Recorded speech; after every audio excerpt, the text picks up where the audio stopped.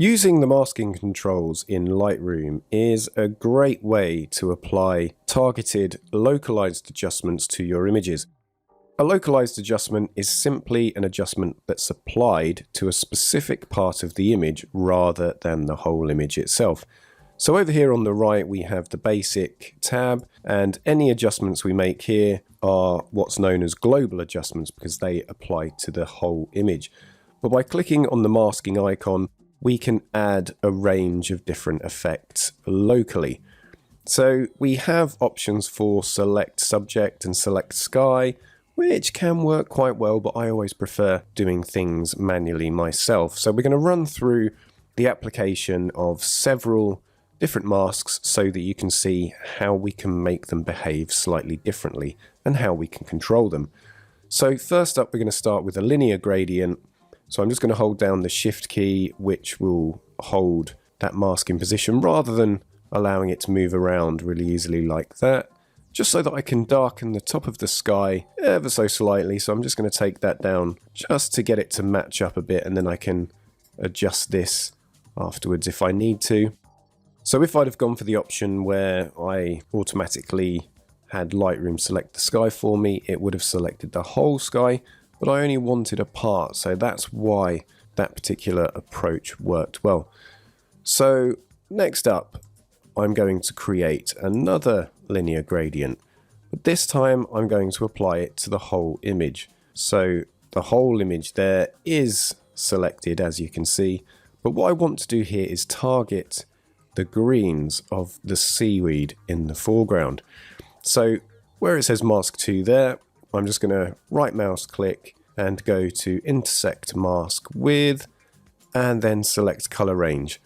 So now I have an eyedropper tool and I can left mouse click on that seaweed, and then it's picked up quite a lot but not all of the green here. So I'm just going to hold down the Shift key and click around. So clicking there did actually pull in some of the area here, which I don't want, so I'm just going to go back on that. So that's looking good there. So I've got a couple of points that have selected all of the seaweed. So I'm just going to try one more. So that's looking good. And here I'm just going to bring the exposure down by half a stop to make that seaweed darker. And then I'm just going to bring the shadows up to 20 just to lighten the darkest parts of that area. And then I'm just going to bring the whites to 15 as well. So if I just scroll down, we can have a quick look at the before and after as we're moving along. So you see it's just darkened things off slightly, and the sky has been darkened too. So that's exactly what I want. So one thing I've noticed here is that this foreground area has darkened quite a bit, and it's not really in line with the seaweed here. So I'm just going to create another linear gradient.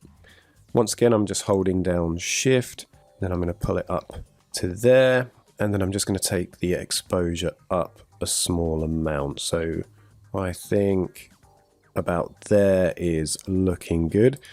But what I noticed, so I'm just going to press O on the keyboard, which is the shortcut to show and hide the mask. You can see there that it has been applied to the rock, but I don't want it to be applied there. So I'm just going to right mouse click on mask 3. As you'll see there, we can rename the masks to something more descriptive, which can be useful, but for the sake of speed today, I'm not going to worry about that. So I'm going to go intersect mask with and select brush. And you'll see there that there's a plus symbol on the brush. So in some situations you can apply the brush and hold down the Alt key, which brings up the minus. So you can paint out, but it doesn't work in this situation. So you just have to uncheck invert, and then we can paint that part of the mask out. So that's a great way of controlling the linear gradient and the radial gradient. And what we need to do next is lighten the castle slightly. So I'm just going to press Z on the keyboard to zoom in, and then holding down the space bar I can scroll around the image. So I just want to lighten the castle slightly. So I'm going to go to create a new mask, select brush, and then just using the right square bracket key I can make it slightly larger, and I'm just going to really crudely paint over this area here. So I'm not too worried about this part of the hill. So yes, it looks really rough, but it's really simple to get this looking right. So we're just going to right mouse click on mask 4, select intersect with, and then select luminance range. So we can drag this area here. So this is targeting the brighter tones in the image. And then if we drag from the right to the left, you'll see that we're targeting just the darker tones. And then there are 2 sections to this slider. So this one, kind of think of it as, you know, like adding a gradient. So we can extend the coverage tonally of the mask just to add more control. So I just want to make sure that there's no speckles of red in the sky, and that's looking good.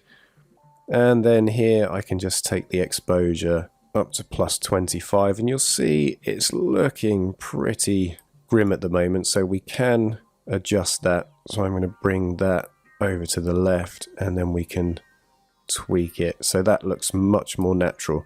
And then I'm just going to bring the blacks down to about -8 so that I can regain the natural tones, because when you brighten something it can become quite hazy.